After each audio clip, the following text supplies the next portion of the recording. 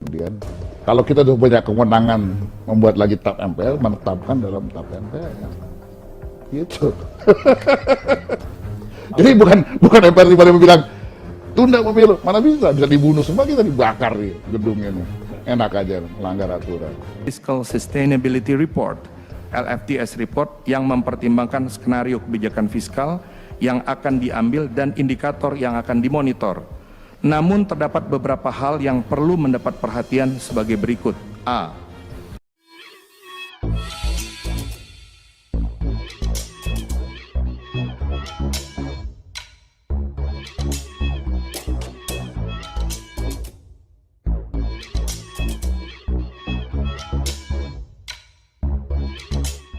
Tonton video ini sampai selesai agar Anda tidak gagal paham.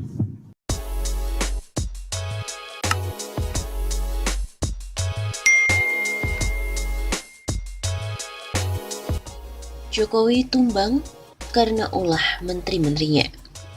Risma Menteri Sosial yang emosional, wek-wek kemana-mana, memimpin dengan manajemen marah-marah sehingga menimbulkan kritik tajam. Tak pantas menjadi Menteri Sosial dengan modal jiwa asosial. Akting sinetron sapu-sapu bagi modal teladan jadi bahan tertawaan. Malah menjadi pertanyaan akan kondisi kesehatannya. Yakut, Menteri Agama terus bikin gaduh kepada umat beragama Islam, tetapi mengganggu ketenangan umat Islam. Dari rencana afirmasi Syiah dan Ahmadiyah, doa semua agama, pengakuan agama Bahai, hingga kemenak hanya untuk NU dan menggandeng kiai sesat ke Mabes Polri. Umat resah dan mengkritik habis. Menteri Agama tak paham bagaimana mengayomi umat beragama.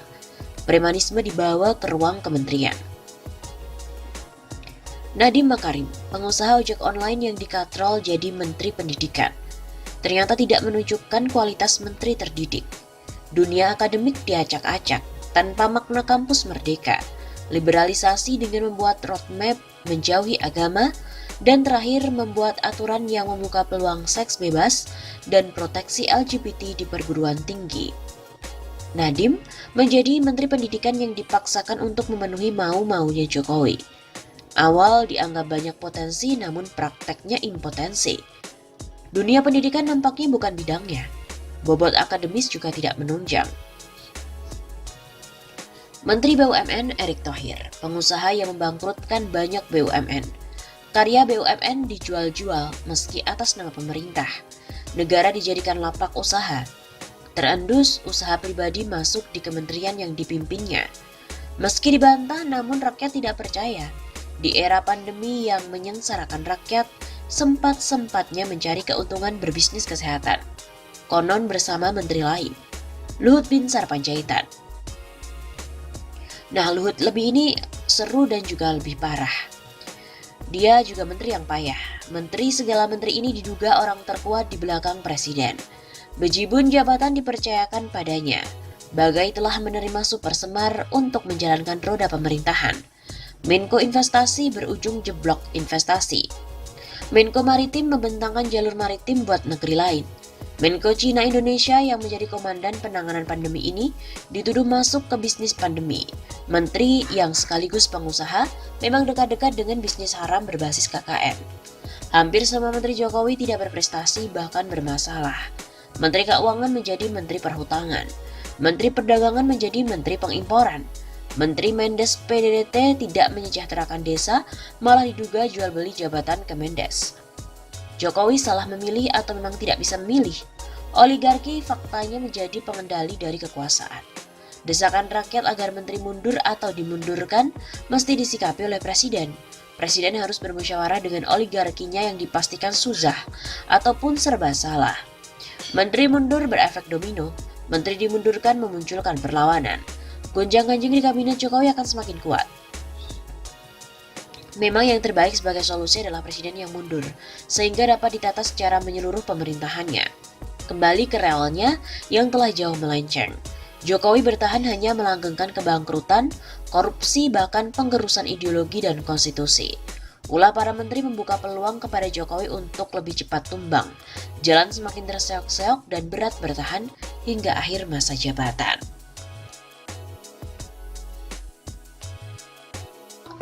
Terkini, pengamat mengatakan bahwa kabinet Jokowi ini paling ramping di antara presiden-presiden sebelumnya karena hanya diisikan 3 menteri saja. Siapakah mereka? Kebijakan yang diambil oleh Menko Marves, Luhut Binsar Panjaitan, sering mendapatkan sorotan. Beberapa pekan lalu, LBP, Luhut Binsar Panjaitan dijuluki sebagai Menteri Segala Urusan karena beberapa kali ditunjuk oleh Presiden Jokowi untuk mengemban berbagai tugas. LBP juga pernah merangkap jabatan sebagai Menteri Kelautan dan Perikanan atau KKP pasca Edi Prabowo tersandung korupsi. Kemudian dia juga mengisi posisi sementara Menteri Perhubungan Budi Karya yang terinfeksi COVID-19. Terakhir lagi, Presiden Jokowi menunjuk LBP menjadi Ketua Dewan Pengarah Penyelamatan 15 Danau Prioritas Nasional. Keputusan ini dikeluarkan oleh Jokowi pada 22 Juni 2021 melalui Peraturan Presiden Nomor 60 Tahun 2021 tentang penyelamatan danau prioritas nasional. Hal ini yang membuat dia kerap disorot oleh banyak pihak. Ada yang menyindir LBP sebagai Perdana Menteri dan kemudian dijuluki Lord Luhut. Kemudian tokoh yang paling sering menyorot LBP adalah salah satunya Roky Gerung. Melalui akun Instagramnya yang diunggah pada Minggu 16 Agustus 2021 yang lalu, Roky Gerung menyindir kabinet Jokowi paling ramping. Ia mengatakan bahwa kabinet era Jokowi paling ramping karena diisi oleh 3 menteri saja, tapi kerjanya pun maksimal. Ketiga menteri itu menurut Roky adalah Luhut, Binsar, dan juga Panjaitan. Kabinet paling ramping di era Jokowi cuma ada 3 menteri tapi kerja maksimal. 1 Luhut, 2 Binsar, 3 Panjaitan. Tulis Roky Gerung dengan emot acungan jempol dalam akun @RokyGerungOfficial.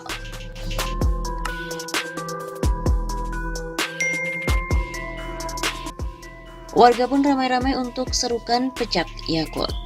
Menteri Agama Yakult Holil Qomas dinilai telah memecah belah umat dengan pernyataannya yang mengklaim Kementerian Agama merupakan hadiah untuk NU, bukan untuk umat Islam secara umum. Hal tersebut diungkap Yakult dalam agenda webinar digelar RMI PBNU yang diunggah oleh kanal YouTube TVNU Rabu 20 Oktober kemarin. Kemenak itu hadiah untuk NU dan bukan untuk umat Islam secara umum, tapi spesifik untuk NU. Saya rasa wajar kalau sekarang NU memanfaatkan banyak peluang di Kemenak karena hadiahnya itu untuk NU, ujar Yakult. Akibat pernyataan ini, di media sosial Twitter bergema tagar seruan, tagar pecat Yakult. Pak Jokowi segera pecat Yakult. Seru akun @ZAFendi di Twitter pada Minggu 24 Oktober. Pecat dulu, periksa hartanya. Di masa pandemi hartanya naik 11 kali lipat. Tagar pecat Yakult. Tulis akun @lelakisunyi. Menak Yakult Qomas, Kementerian Agama itu hadiah untuk negara. Yang setuju, Yakult ini gemblung dan harus dipecat, silahkan retweet. Tweet akun @bostimeline.